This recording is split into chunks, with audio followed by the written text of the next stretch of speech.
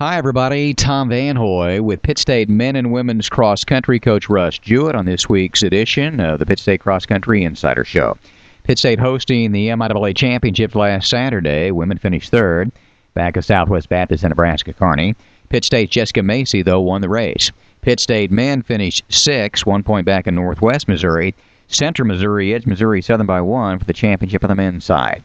Pitt State's Adam Volkert won the race as well. Here's Pitt State men and women's cross country coach Russ Jewett on the MIAA Championships in Pittsburgh last weekend.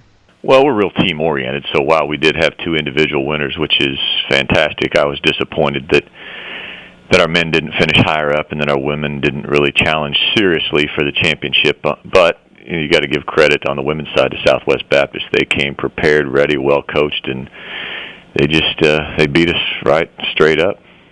And when you take a look at it, Jessica Macy wins it at 21:08.82. And before we move on about that, she won by 34 seconds. And in terms of cross country, that's a pretty big margin, isn't it? That's a pretty big margin at a conference championship when you got a couple other really good runners in the race. So I was pleased with her performance. We didn't let her go real hard real early. That was just by choice. I wanted to keep her fairly close to our other runners, at least the first mile, and then try and open it up, which was a little nervous. She tried to open it up, and then the young lady from Lincoln stayed with her pretty deep into the race till probably, a mile and a quarter left, and then Jess was able to pull away from her and just showed her fitness and her toughness at that time, I think.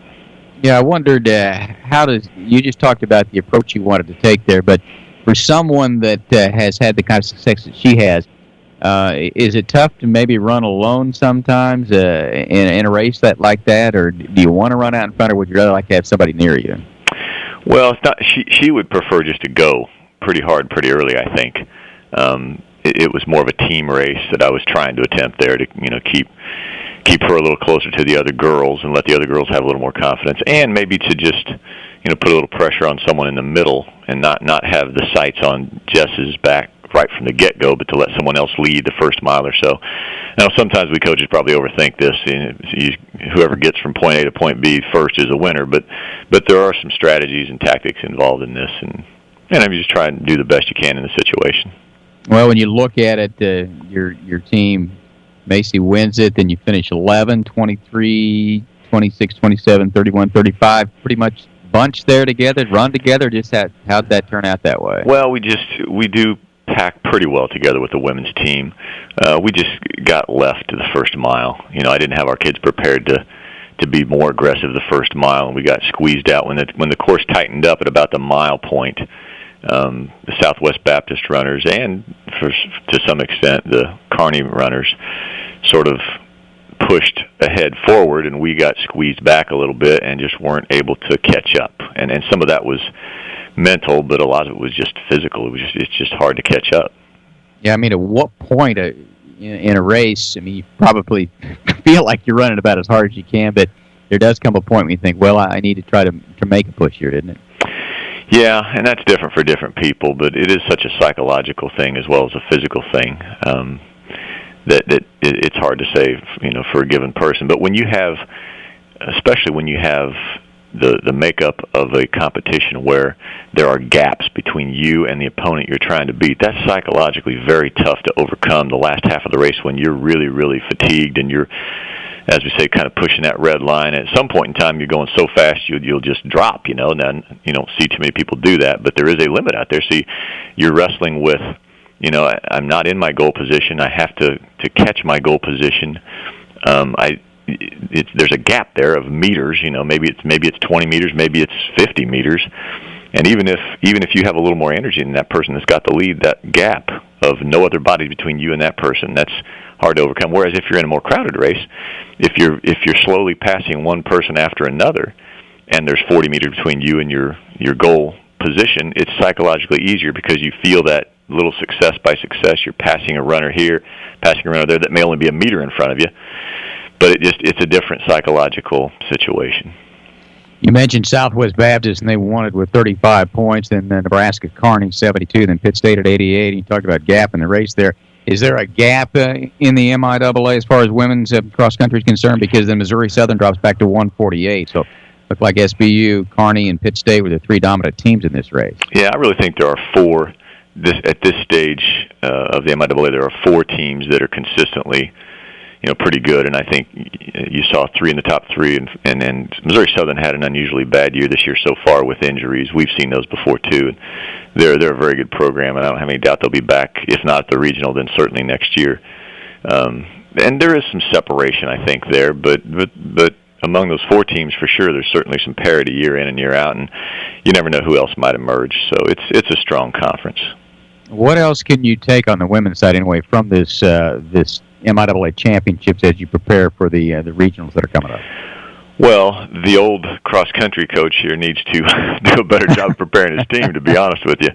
Okay. I know how this team should race. I just didn't communicate very well, and I kind of missed it a little bit there. And on the other hand, you can't control your competition. In our sport, you can to some extent. You can maybe get in front of them, slow down, those kind of tactical things, but not like other sports can you control your opponent's performance. So you do have to recognize that, maybe Southwest Baptist couldn't have been beaten on that day. I don't know.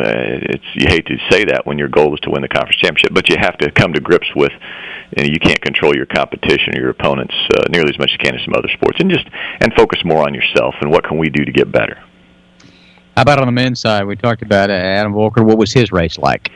His race was pretty incredible, to be honest with you. He was among the top 2 or 3 runners in the race. We knew that coming in. And we'd had a little hitch or so in his training the last 3 or 4 weeks. Nothing serious, but something that maybe a less confident person would maybe let affect them in a negative way. But the big deal was in the competition. He got his shoe kicked off, and it was a funny story. I didn't see it happen. I wasn't right there. I don't get around as well as I used to, but I saw him not too long after it happened without the shoe. But the story is that a little after the 1 kilometer mark, someone stepped on the back of his shoe. It stayed on momentarily, and then all of a sudden it came off, flew up over his head, and he actually caught it.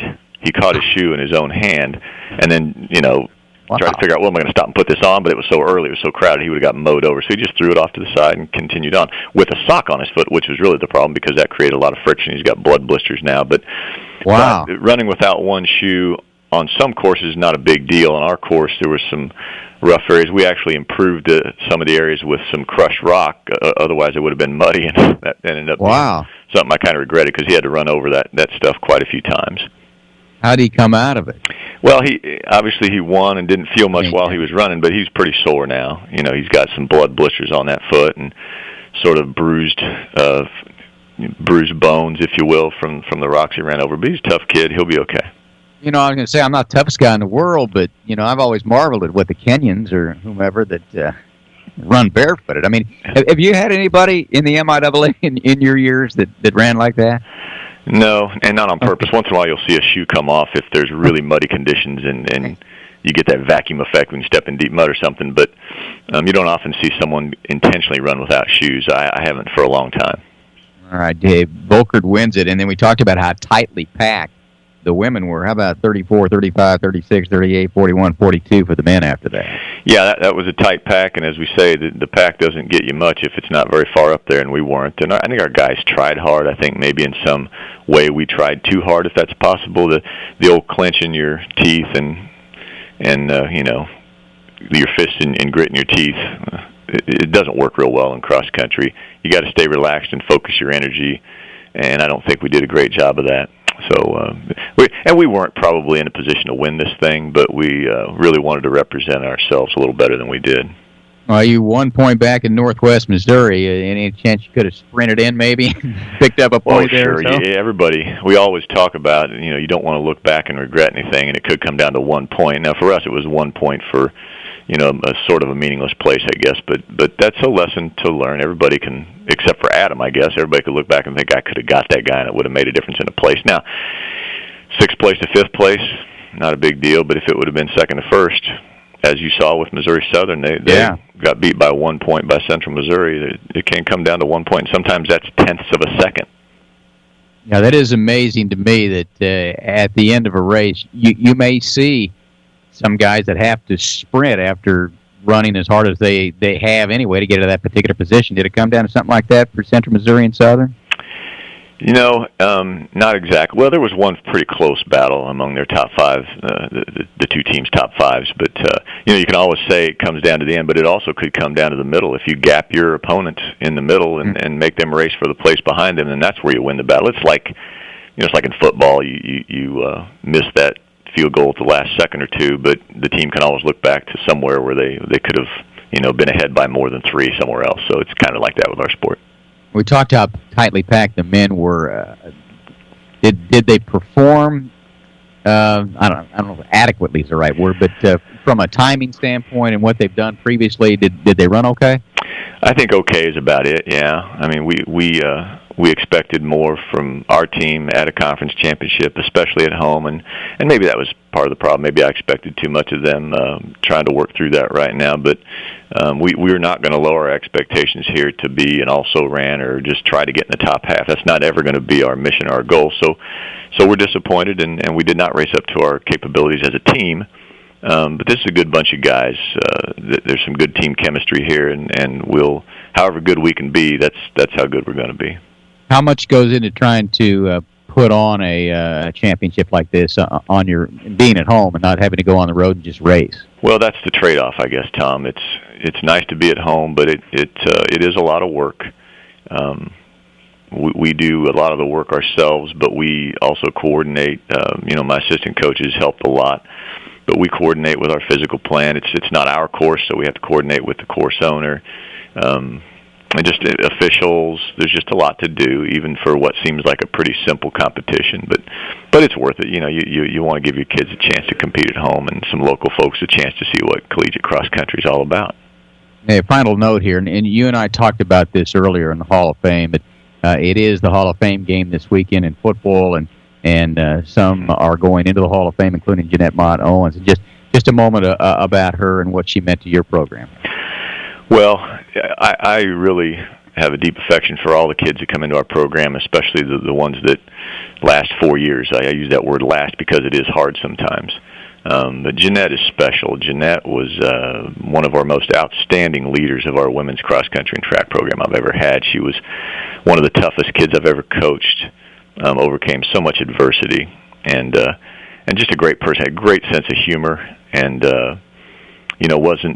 was not afraid at all to correct her teammates, to lead her teammates, not just by example, but by making tough decisions sometimes and interacting with kids. And she's just a great ambassador for Pittsburgh State, and just a wonderful person.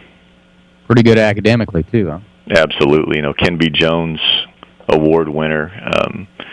So she's special, and I'm so glad that she's going in, and she's certainly deserving without question. That's Russ Jewett, Pitt State men and women's cross-country coach, on this week's edition of the PSU Cross Country Insider Show.